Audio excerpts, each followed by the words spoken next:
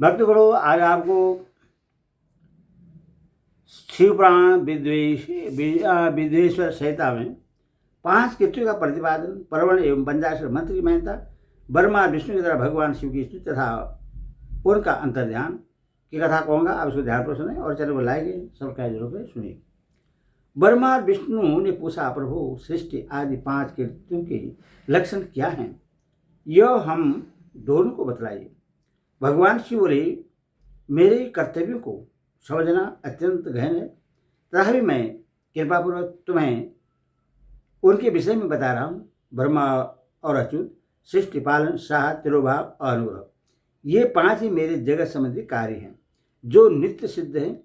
संसार की रचना का जो आरंभ है उसी को सर्ग या सृष्टि कहते हैं। मुझसे पालित होकर सृष्टि का सुष्ट रूप से रहना ही उसकी स्थिति है, उसका विनाश ही सार है।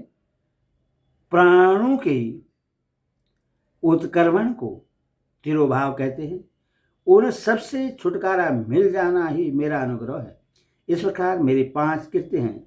सृष्टि आदि जो 4 कृत्य हैं वे संसार का विस्तार करने वाले हैं। 5वां कृत्य अनुग्रह मोक्ष का हेतु है। वो सदा मुझ में ही अचल भाव से स्थित रहता है। मेरे भक्तजन इन 5 कृत्यों को 5 भूतों में देखते हैं। सृष्टि भूतल में, स्थिति जल में, सहार अग्नि में, तिरोभाव वायु में और अनुग्रह आकाश में स्थित है। पृथ्वी से ही सबकी सृष्टि होती है, जल से सबकी वृद्धि एवं जीवन रक्षा होती है।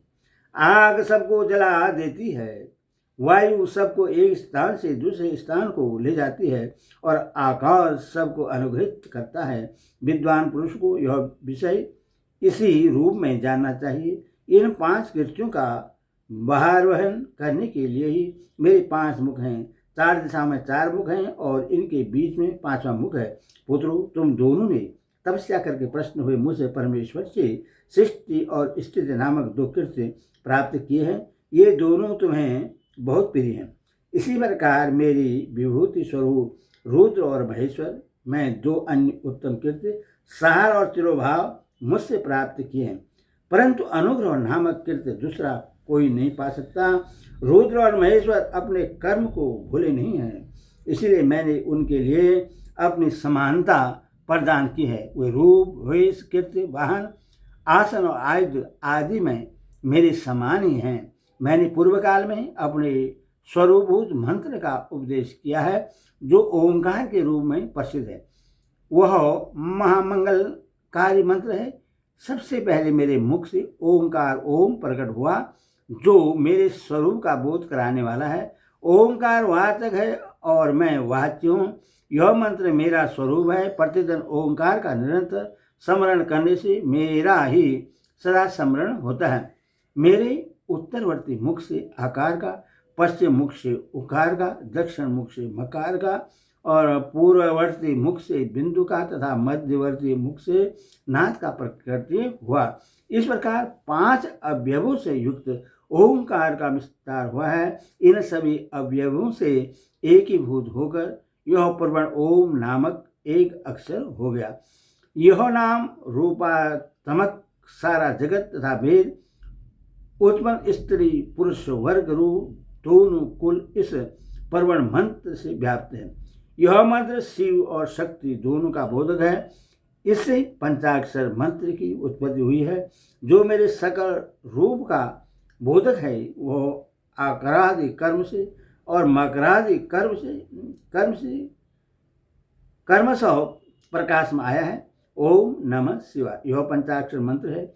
इस पंचाक्षर मंत्र से मार्जिका वर्ण प्रकट हुआ है जो 5 भेदों वाले हैं। उसी से शिरो मंत्र सहित त्रिपदा गायत्री का प्रकट हुआ है। उस गायत्री से संपूर्ण भेद प्रकट हुए हैं और उन भेदों से करोड़ों मंत्र निकले हैं। उन मंत्रों से भिन्न भिन्न कार्यों की सिद्धि होती है, परंतु इस प्रवण एवं पंचाक्षर से संपूर्ण मनोरथों की सिद्धि होती है। इस मंत्र समुदाय से भोग और मोक्ष दोनों सिद्ध होते हैं। मेरे सकल स्वरूप से संबंध रखने वाले सभी मंत्रराज साक्षात भोग प्रदान करने वाले और शुभ कारक मोक्ष प्रद हैं। नंदीकेश्वर कहते हैं, तदंतर जगदम्बा पार्वती के साथ बैठे हुए गुरुवर महादेव जी ने उत्तराभिमुख बैठे हुए ब्रह्मा और विष्णु को पर्दा करने वाले वस्त्र से आच्छादित करके उनके मस्तक पर अपना करकमल रखकर धीरे धीरे उच्चारण करके उन्हें उत्तम मंत्र का उपदेश किया। मंत्र तंत्र में बताई हुई विधि के पालन पूर्वक 3 बार मंत्र का उच्चारण करके भगवान शिव ने उन दोनों शिष्यों को मंत्र की दीक्षा दी। फिर उन शिष्यों ने गुरु दक्षिणा के रूप में अपने आप को ही समर्पित कर दिया और दोनों हाथ जोड़कर उनके समीप खड़े हो उन्हें देवेश्वर जगत गुरु का स्तवन किया। ब्रह्मा और विष्णु बोले, प्रभु आप निष्कल रूप हैं, आपको नमस्कार है। आप निष्कल तेज से प्रकाशित होते हैं, आपको नमस्कार है। आप सबके स्वामी हैं, आपको नमस्कार है। आप सर्वात्मा को नमस्कार है, अथवा सकल स्वरूप आप महेश्वर को नमस्कार है। आप परवर्ण के वाचार्थ हैं, आपको नमस्कार है।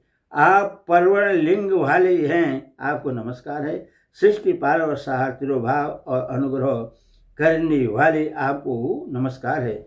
आपके 5 मुख हैं, आप परमेश्वर को नमस्कार है। पंच ब्रह्मा स्वरूप 5 कीर्ति वाले आपको नमस्कार है। आप सबके आत्मा हैं, ब्रह्मा हैं, आपके गुण और शक्तियाँ अनंत हैं, आपको नमस्कार है। आपके सकल और निष्कल 2 रूप हैं, आप सदगुरु एवं शंभु हैं, आपको नमस्कार है। इन पदों द्वारा अपने गुरु महेश्वर की स्तुति करके ब्रह्मा और विष्णु ने उनके चरणों में प्रणाम किया। महेश्वर बोले, आर्द्रा नक्षत्र से युक्त चतुर्दशी को परवण का जप किया जाए तो वह अक्ष फल देने वाला होता है। सूर्य की सक्रांति से युक्त महा आंध्रा नक्षत्र में एक बार किया हुआ परवण जब कोटि गुने जप का फल देता है। मृगशिरा नक्षत्र का अंतिम भाग तथा पुनर्वसु का आदि भाग पूजा होम और तर्पण आदि के लिए सदा आंध्रा के समान ही होता है।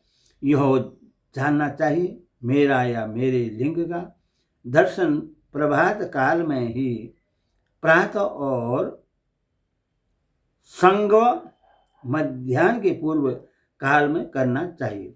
मेरे दर्शन पूजन के लिए चतुर्दशी तिथि निषेध व्यापनी अथवा परदोष व्यापनी लेनी चाहिए, क्योंकि परिवर्तिनी तिथि से संयुक्त चतुर्दशी की ही प्रशंसा की जाती है।